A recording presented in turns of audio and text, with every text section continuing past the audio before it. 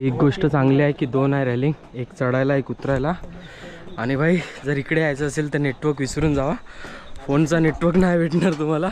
जसं बस थोडी आतमध्ये शिरली डोंगरा वगैरे मध्ये.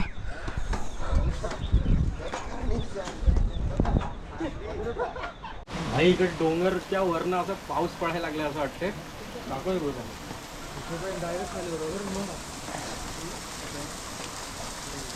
ते बसलेत आणि ही पूर्ण जागा अशी कोरलेली आहे भाई. कशासाठी काय माहिती, शायद इथे बसण्याची जागा वगैरे करण्यासाठी. आणि भाई ही दरड जर कोसळली आणि आम्ही इकडनं जातोय तर आपला गेम फिक्स आहे. बाकी तुम्ही इथे बघा डोंगरावरनं पाणी किती खतरनाक पडायला लागलं इथे. असं वाटतं खूप खतरनाक चिलंदार पाऊस चालला आहे असं वाटतं एकदम.